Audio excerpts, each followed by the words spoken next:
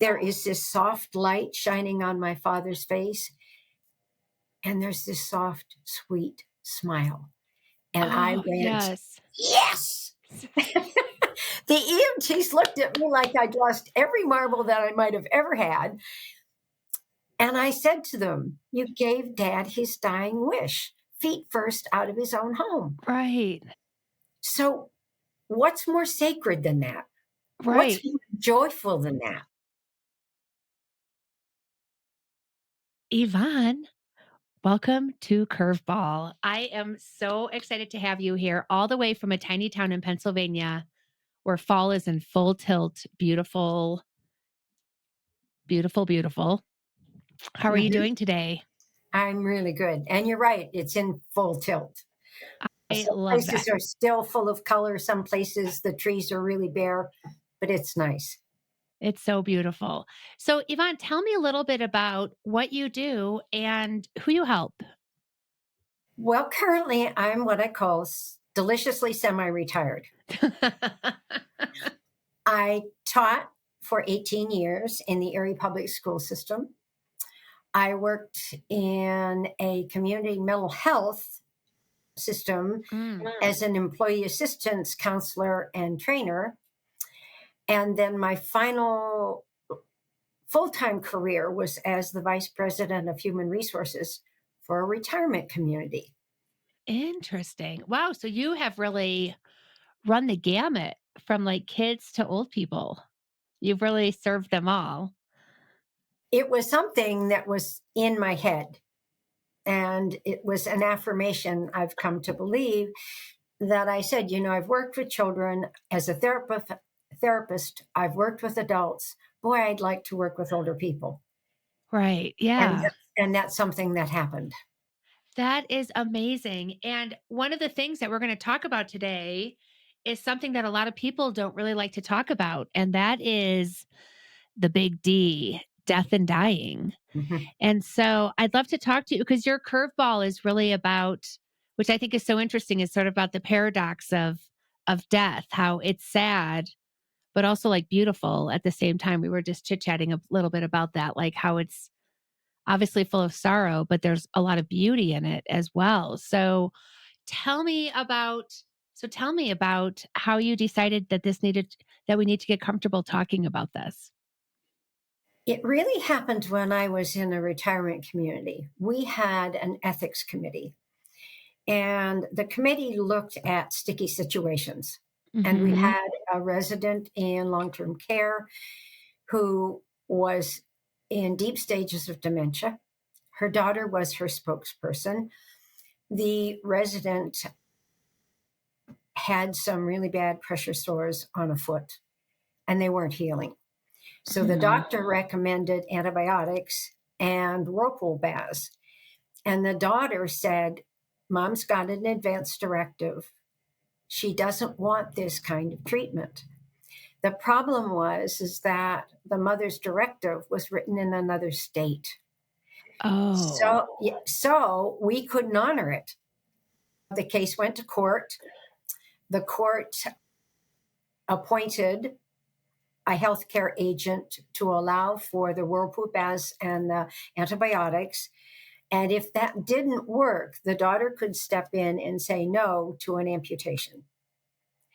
So I'm sitting there, and my father is maybe 79 at the time. Mhm. And I'm thinking, does he even have an advance directive? Does he know what that is?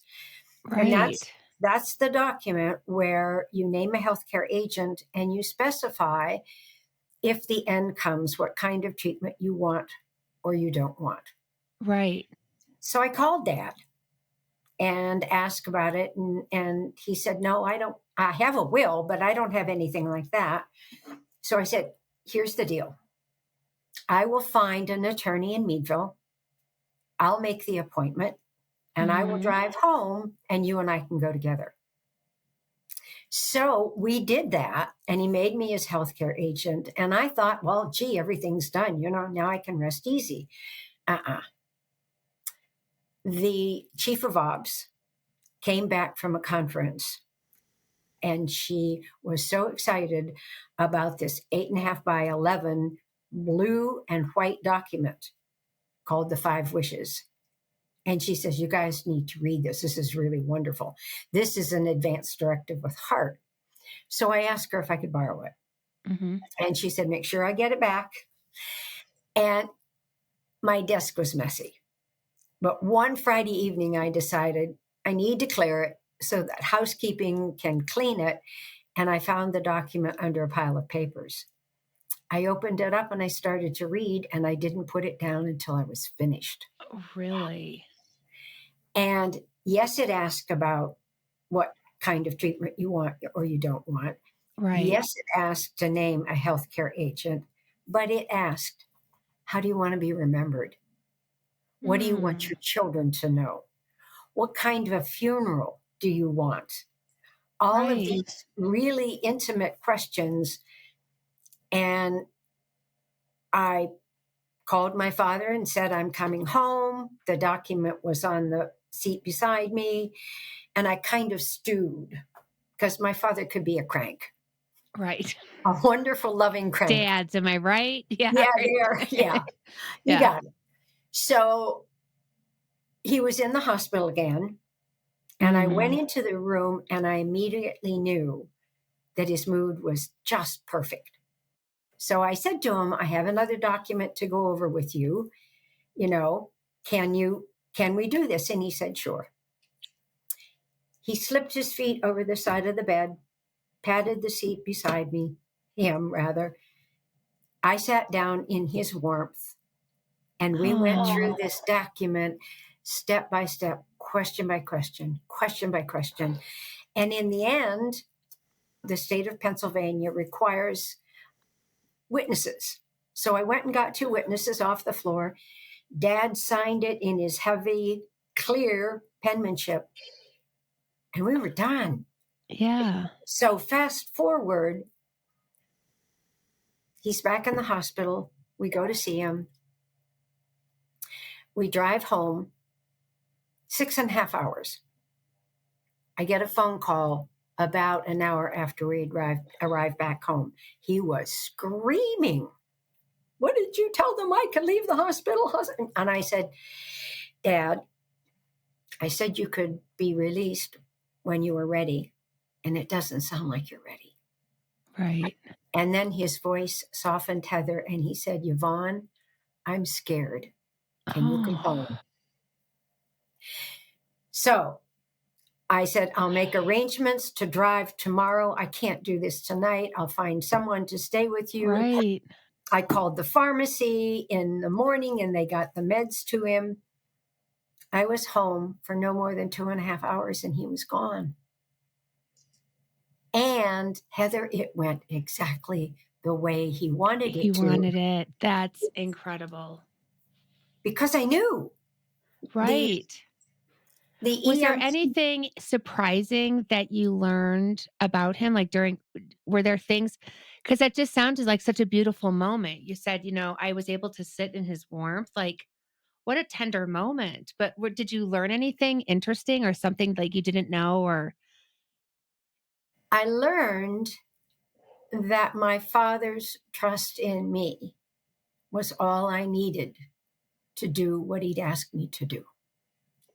wait, The gift. wait, I just got goosebumps everywhere, including on my cheeks. Like, oh my gosh. Could you say that again, please? That was beautiful. Okay, I hope I remember. Yeah. I learned that I could do what my father asked me to do because he trusted me so deeply to do it. Oh, amazing.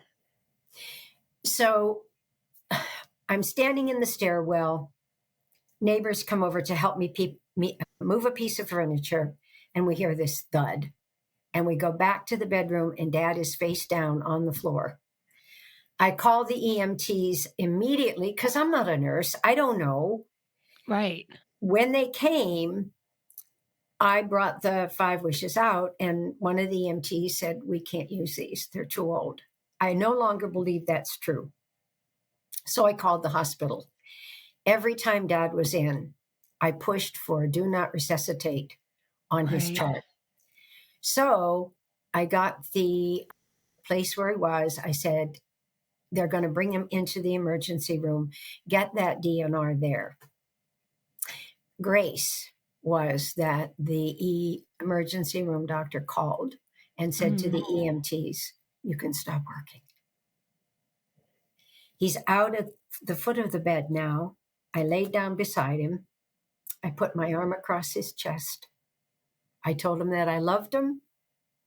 I told him that he was going to be with Mom, which is where he had said so much about wanting to be. And then I did the glue in our family, which was the Lord's Prayer. I said the Lord's Prayer in his ear, and he was gone. Right.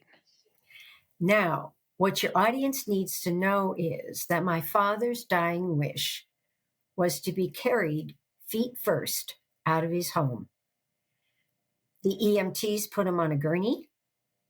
They take him feet first out of his home. He's going down to the emergency room to be pronounced. It's snowing an inch an hour. They place the gurney down by the ambulance and open the back doors. There is this soft light shining on my father's face, and there's this soft, sweet smile. And I went, yes! The EMTs looked at me like I'd lost every marble that I might have ever had. And I said to them, you gave Dad his dying wish, feet first out of his own home. Right. So what's more sacred than that? Right. What's more joyful than that? So when I look at Dad's picture, it's on my desk. Yeah. Are there times that I still openly weep because I miss him? Yes. Are there times that I want to make him one more pot roast dinner because I have 50 million questions that I didn't? Oh, do you have a good pot roast recipe? I do. Okay, you'll have to send it. You have my email, so you'll have to send it to me because for some reason pot roast is very intimidating to me, but I digress. Okay. Okay. So they took him into the emergency room and the doctor pronounced, but I gave him the gift he asked for. Right. Right. And so my grief journey since Dad died is paradoxical. Right. There is incredible sorrow because I miss him, but there's also a profound joy. Right. So that's the curveball. That's the paradox, that by putting my foot forward to talk to Dad about Right. grief and dying, we set this process up. And to continue, my dad was Roman Catholic. We were sitting with Father Gramata to talk about the funeral. My older brother said, well, gee, Father, I really don't know how this works. And I said, here's what Dad wants. Nice. He wants his godsons to be pallbearers. He wants his grandchildren and children to read whatever scripture they choose. Right. My husband has a glorious tenor voice. So he wanted the Lord's Prayer, Amazing Grace, and the Ave Maria.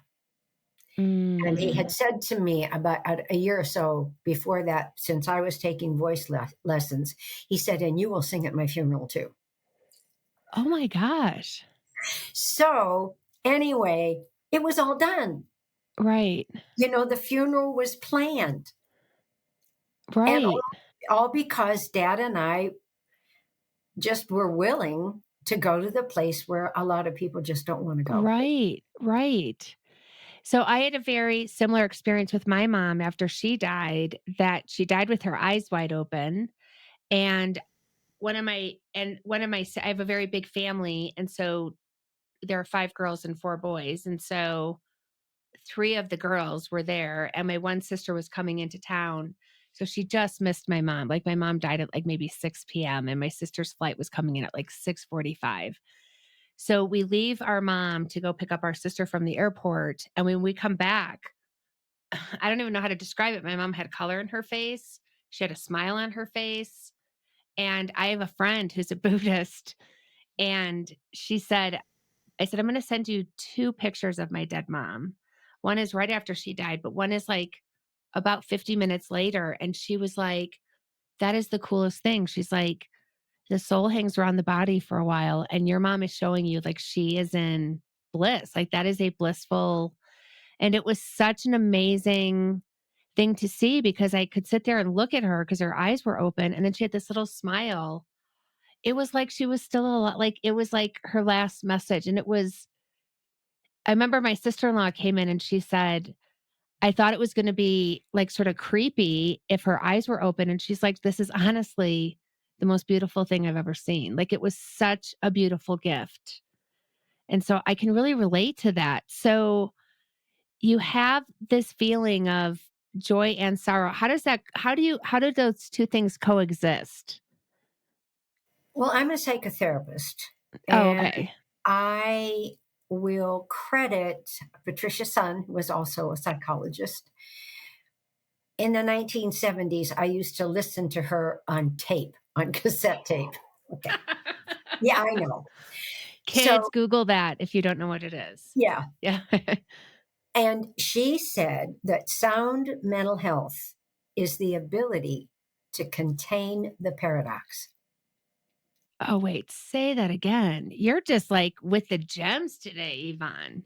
Sound mental health is the ability to contain the paradox.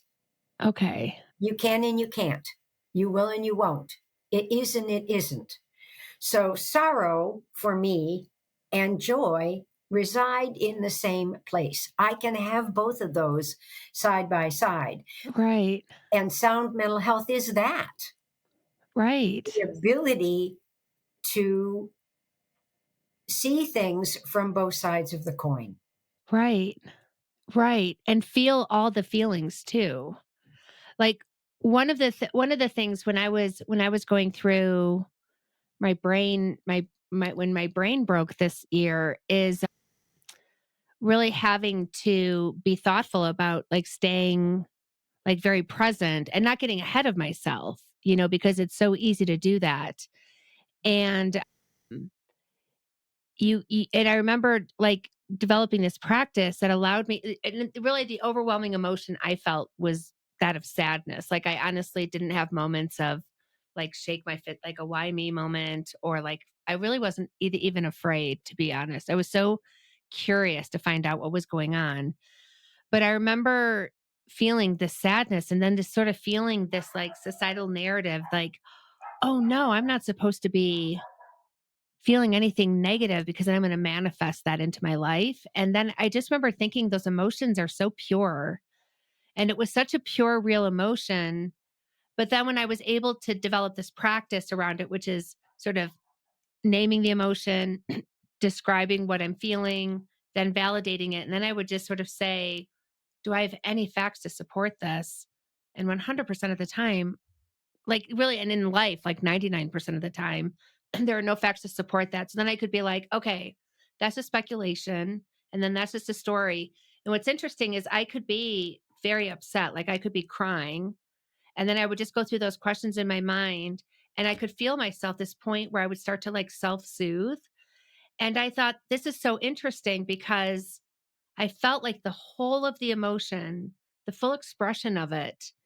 And even if I wanted to go back to that feeling of like that particular sadness, it was almost gone like a vapor. I couldn't go back to it. Like it was so complete because I was able to really acknowledge it and be tender with myself.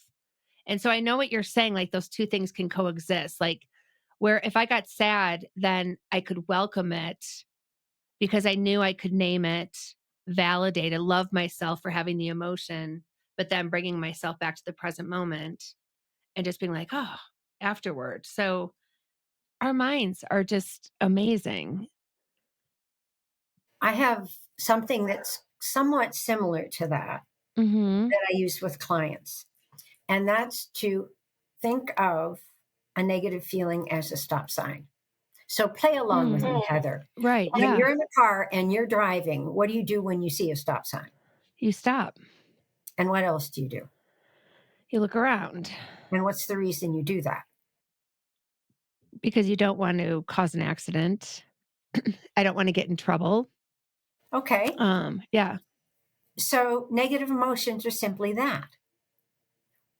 Stop. What am I feeling? I'm right, angry. Why am I angry? Well, whatever comes up, all right, what do I need to do to handle my anger according to right, my morality and my values? So right. seeing I negative love that. emotions as a way to self-correct. Right. But you know what? You added a new dimension that I don't think I've ever heard anyone say before, which is how do I you said it like how do I like respond, not react, but like respond to the situation in accordance with my ethics, my morals, and my values. Like Mhm. that is such a great immediately calming thing, like a great reframe. I've never heard anyone sort of bring it back to that, to like, they'll say, do what feels right, do what feels good, do what you'll sort of know. Like, but I really like that, taking that moment to say, what are my ethics and morals and values around this? Holy Well, moly. yeah, biologically, neurologically, the amygdala fires when there's a negative emotion. Right. And that sets up the system of fight, flight, freeze, or play dead. And oftentimes, when that happens, the part of our brain that makes decisions shuts down. We can get Mm, hijacked. All right. So I think of the horrific news reports that people get in a fight and they start to stab each other. They're hijacked. They're not thinking right. clearly. They've been Right. triggered and they just go into fight. So thinking of negative emotions as stop signs can help us not to go through and create a crash Right. or be in a crash. Right. I love that analogy because it's so simple and you can actually do it while you're at a stop sign. That's how fast it can, like, that's Yeah. also a great reminder. Next time I'm at a stop sign, let me really think about this too. That is so interesting. Well, then I carry it just a step further. Your sorrow was your best friend because it, What do you mean by that? Wait, you got to tell me more. Cuz I'm your like, wait, that sounds very profound, but I don't want to assume anything that I your sorrow is asking you to stop and think about why you're sad.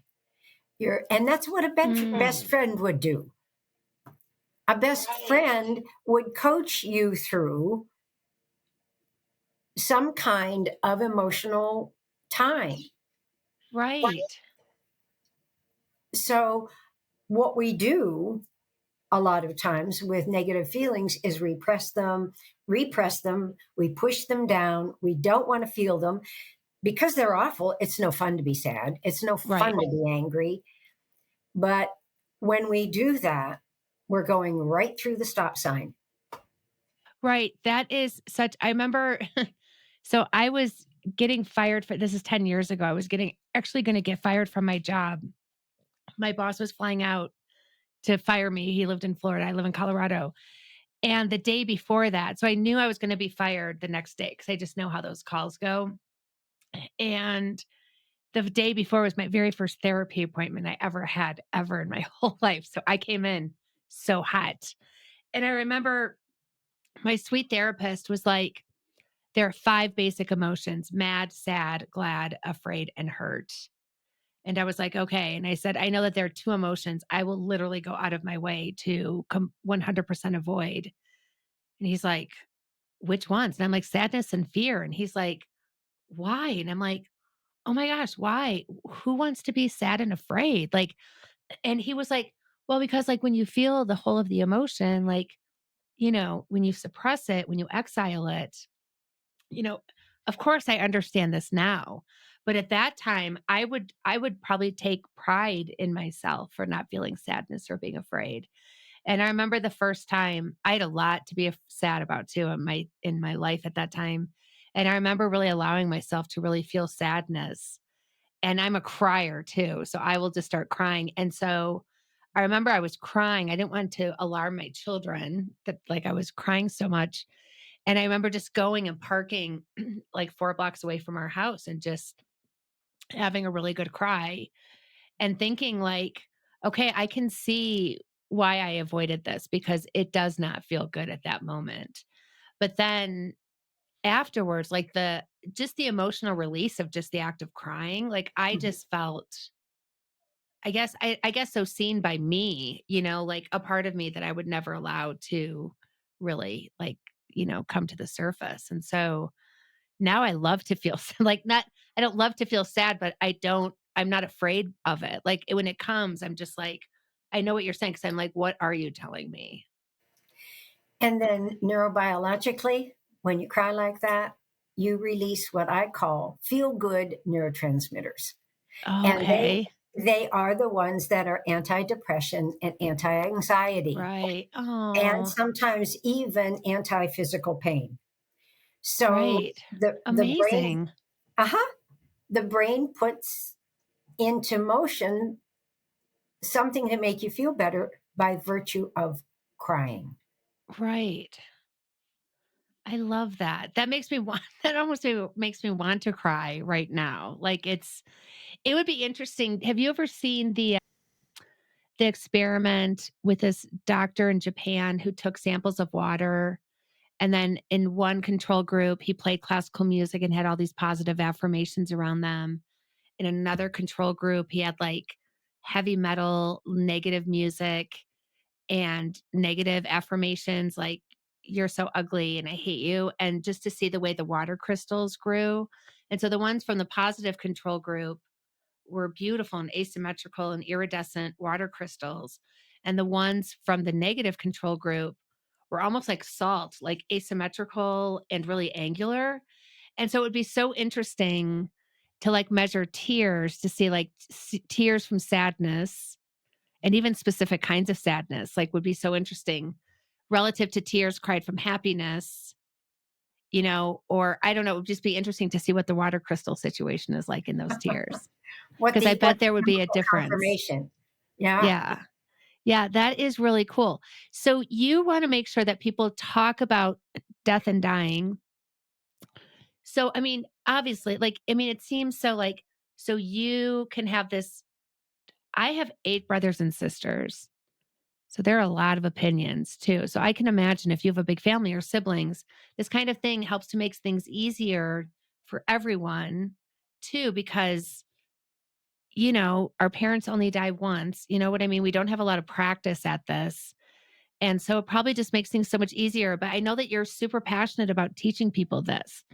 So what is the ultimate, what are some things that people aren't like maybe that they're not thinking about as being a benefit that ends up being such a benefit of doing this kind of work? Well, two things come to mind, and that's that my 5 wishes are done. Now it's Mm, time for me to review them and say, yeah, is anything changed? Is this still what I want? And my daughter and two step kids have them, and we've talked about them. right. And believe it or not, they're intimate conversations. They're heart to heart, they're bone to bone. I want them to know what I want so that when the time comes, they can act accordingly.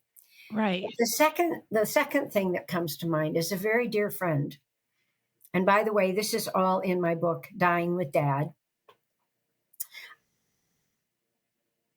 She got the 5 wishes and she called me. And she said, I really don't know how to answer these questions because I don't know what my family wants in this situation or in that Mm. situation or in this situation. And my question to her is, what do you want? Oh, This is this. So when dad died, now I only have a sister and a brother.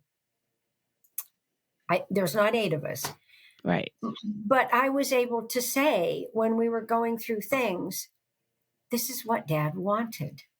Right. Yes. And and I'm trying to frame it, but they understood, and we did it because It was just simply what Dad wanted. Right. I love this. And you felt so moved by this whole experience. You wrote a book at the young age of 72. So I love hearing this because there are so many people in this world who are like, I'm too old to do this, or I'm too old. And I'm going to say, Yvonne Caputo, right? Am I pronouncing that right? Yeah. Listen, Caputo says you're never too young, is what I'm saying. That's incredible. And you've written 2 books, right? You've written Yeah, another one. the first one came out when I was 72, and it's called Flying with Dad. And that was basically in 2008. Dad is 85. We're on the phone. We generally would talk about doctor's appointments. He was a brittle diabetic, and tests and in-home care and those kinds of things. And then we would draw a blank because I'm not a sports fan. Right. And one night, I'll never forget this. It's dark. It's a January night. It's cold as blazes. And he opens up with this funny, quirky, off the wall story about making an emergency landing, of all things, in a B 24 with its 3rd engine out. That's where the hydraulics are. What? Oh my gosh. In Fried, Belgium at the end of World War II. And I said Was to he him, also like, and I was 22 years old. he was 23. He was oh 23. My gosh. What a baby. A baby flying that plane. That's amazing. He was a navigator. So I said to him, Dad, let me go get a pencil and paper. I want to take notes. What the hell do you want to do that for? So I wrote it down. Dad's, yeah. Dad's stuff. And then the next phone call, I can't tell you what pushed me. I have no idea. I said, if you're willing, Dad, start at the beginning. And he did. And World War Amazing. II stories just came flowing out of him and he'd never talked about it. Right. So somewhere in the midst of this, I said, I've got a book. Never wrote a book before. Had thought maybe one day I might write a book, but never write a book about Dad's experiences in World War II. Well, as we progressed, story after story after story, the relationship that I'd always wanted to have with Dad began to blossom. Mm. The more interested I was, the more research I did, the more that I said, no way, and he said way, and he was right. The more we did that, the closer we got. So Right. Flying with Dad is, the beginning is how we were disconnected, those chapters. The center of it is Dad's story in his words. And when my editor and publisher asked me to do it that way, I thought, how am I supposed to do this? Well, mom's letter or Dad's letters to Mom, she had all of them. And amazing. I have them. And I have some of the ones that she wrote to him. So I read and reread and read and reread. And all of a sudden, my father's voice came. So I wrote the second section in my father's voice. Amazing. And then the third section is how the writing of the book gave me the father that I always wanted. Right. And he got a daughter that he didn't know he had. Oh my God. I hope that's on the cover of the book. Like, I hope it's like Flying with Dad, a daughter who got the father she never had. And it's, oh my God, that is so gorgeous. And so that, when that book was finished, my editor said to me, you've got 3 more books in you. What else you want to write about? And she said, you get your 3 ideas together and I'll get my 3 ideas. And when we talked about it, she said, why don't you write a book on the 5 wishes? And I went, oh, never thought of that. Right. So the 5 wishes is basically a full memoir in how I became comfortable talking about death and dying. Right. So those are the 2 books. flying with dad at 72, dying with dad at 75. Oh my gosh. Incredible. Incredible. So you have like 3 more to go, 2 more to go then? Well, I'm thinking about the third one and Right. perhaps doing some things on it right now. But, well, here again for your audience, it's a wonderful thing to be my age and have the time Right. and have now all the experiences and stories to be able to sit down and do this. Right. That's so wonderful. Cause it's like, it's easy too to like collect all the stories and then never do anything with them and then think like, oh gosh, like I just love that you took action, and you just started and here you are 2 books later. That's amazing. I'm Well, so there's proud this. of you, Well, Yvonne. Like I have like this proud feeling about you. Like, and you are absolutely like a radiant person when you smile, like you can just see it. Like you have such you just have incredible energy. well, you and I have experienced serendipity, and I'm going to tell you that it's the second time now. So, Dad was in the hospital at Christmas. My husband and I and his brother went back to see him. Okay. Kirk and Skip left a little early to go get the car gassed up, check the oil, all that kind of stuff.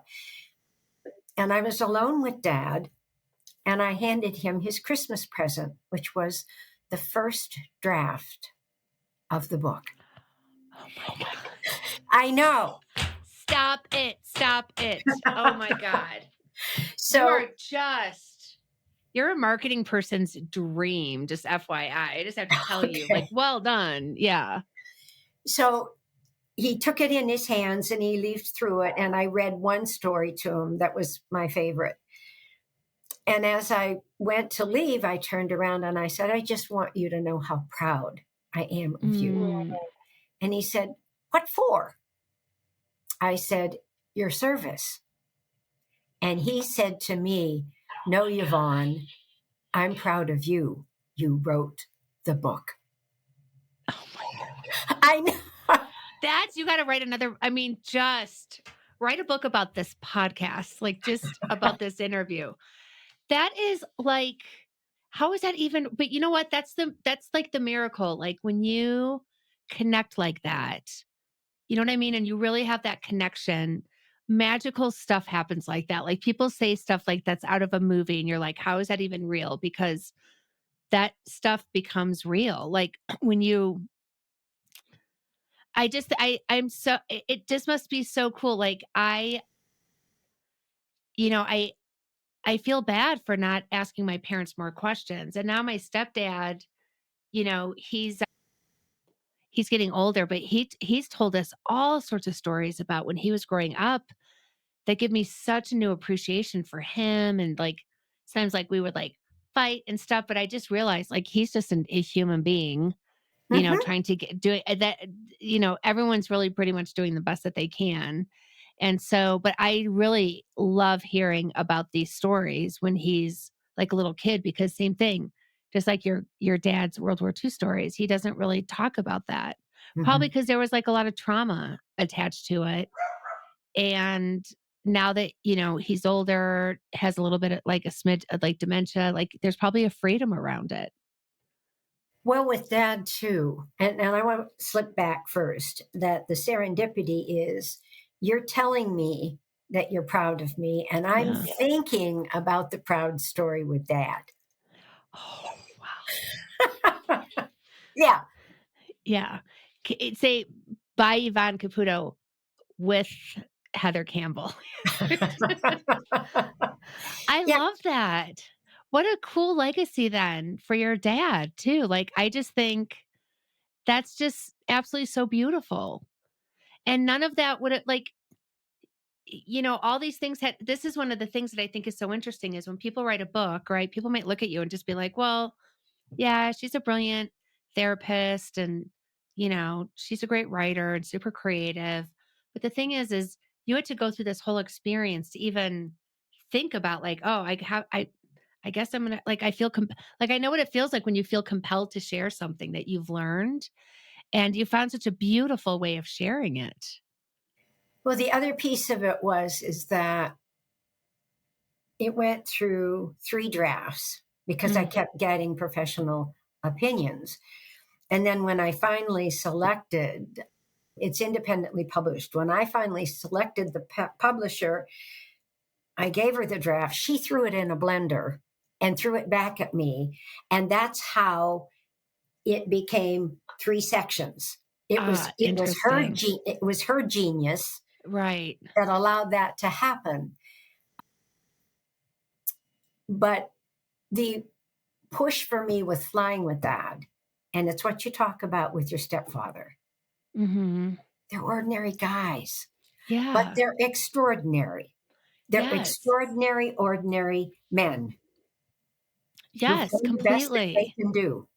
Yeah. And, like, I just think about how, like, we had a tornado come through Colorado, which is super rare, but I get this tornado warning. I'm immediately triggered remembering all the tornado drills, like when I was younger in Ohio. So I grabbed my dogs, my phone, and my laptop, and then I stood in my basement. Like and I just come back from a retreat in Costa Rica that was led by my friend, this Buddhist, and I was like, well, I guess I'm getting a big lesson in impermanence. Like if my house gets hit by this tornado, and so, but one of the things, like, I just remember thinking when I was in the basement, because I literally had no idea what to do. Like, I just had to sit there for, I don't even know how long, like, trying to figure out, like, I couldn't even go to find out, like, go to my computer to figure out the weather. Like, it was just this weird moment of just complete, I got to figure what's my game plan. And all I could think about is all those times when we were little kids and we had to do those tornado drills. My parents were also terrified.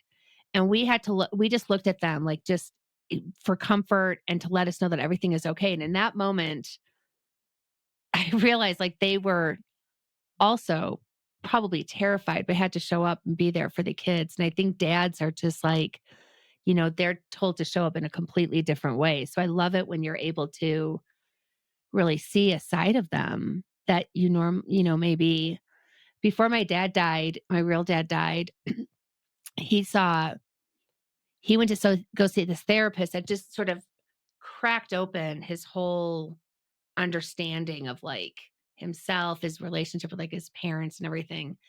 And after that, like he got so cool. Like he would talk of and just so open and so tender and so vulnerable. And I'm so grateful that I got to see it. My real dad is like a physically big guy too. And so it was neat to be able to see this other side of him, this very tender side of him that he, was protecting for so long. It's really beautiful.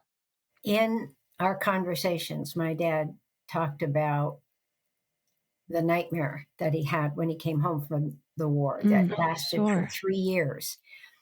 And it was so bad that he dug channels in the mattress. And the dream was about the planes going down and he can't get out. And they ended at some point that they ended. And I could explain to Dad why nightmares happen when you've witnessed trauma. And Right. as I'm explaining the neurobiology of all of this, I could almost feel his shoulders dropping. Someone was telling him 60 years after the fact that he was normal.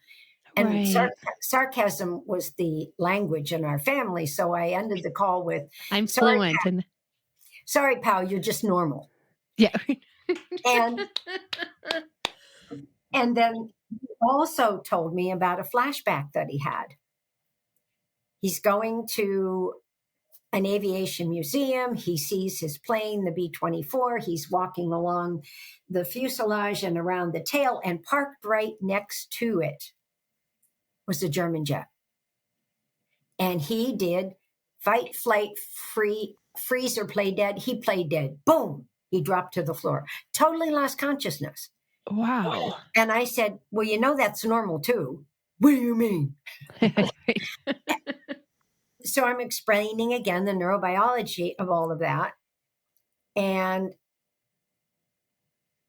he's he's waited 60 years for somebody to tell him he's normal. And that's Right. because they didn't have the information. That's because they Right. didn't know.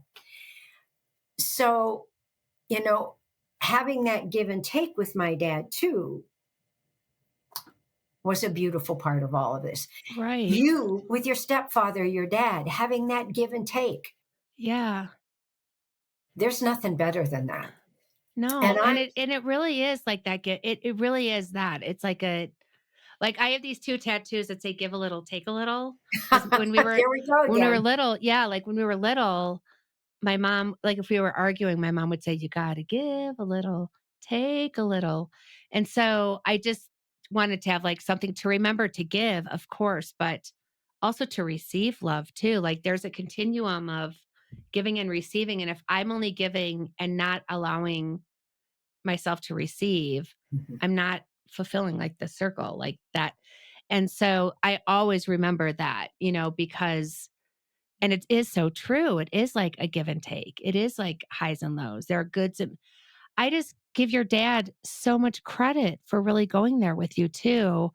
And then I just love that you were, you have this whole profession too that allows you to deeply understand him as a brain, like, I mean, physiologically too, in addition to being your dad too, which I think is so profound. Looking back on it, my entire life, I stepped into and gained a skill set that allowed me at that late age with dad to know what to do and how to do it. Right. And it's the give and take, but it was the listening Yeah. and the asking of questions. And when one of my fun stories is he was in Miami Beach for basic training. So I said, okay, where'd you stay? He said, well, we were billeted in hotels. Miami Beach was not a pleasure spot then during the war. There was no one to come. So the Army Air Corps took over Miami Beach. I said, well, what hotel? Well, I don't remember the name of the hotel, but it was at the intersection of Collins Avenue and da da da da. So I went online and I would find pictures of hotels at that intersection. I'd Right. send them to dad via email. No, no, no, that's not it. No, that's not it. About number 4, the Beach Plaza Hotel, dad said, that's it. That's the one. And in his email back to me, he said, good work, hon. Love you, dad. Oh, right. So I really think that that was the moment at which this relationship started to shift. That I would go to all these links to find the name of the specific hotel that he lived in. Right. Yeah. So it gave him a sense of how really interested I was. Right. It just reminds me that everyone just wants to know that they matter. Everyone, even the toughies, like even the toughies out there, like they really want to know.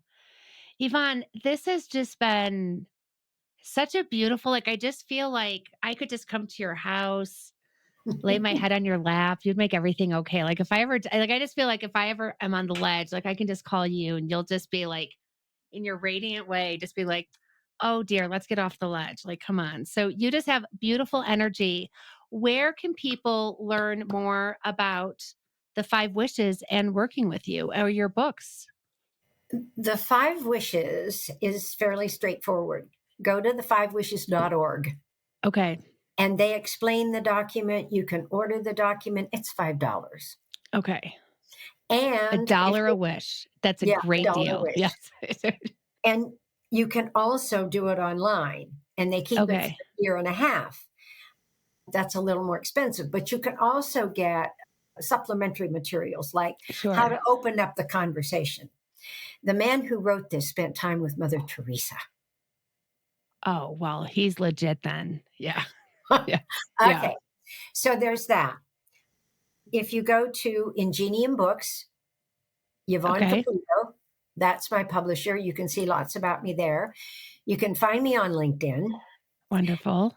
And my email address is fairly straightforward. It's my first name, YVONNE, author, AUTHOR, 4 at gmail.com. Yvonne Wonderful. author 4 at gmail.com. And Wonderful. the, We'll put all those links too in the show notes so they're accessible. and the books are everywhere you can go to get books. Wonderful. Thank you so much for sharing your story and just beautiful. I feel like I was privy to like a poetry reading almost. It was really gorgeous and lovely talking to you today. Thank you so much. Well, you have a great way to spin it as well. So it's easy with you. All Oh, right. thank you. Sisters. Sisters. Yeah, that's right. I love it. Thank you. Thanks again.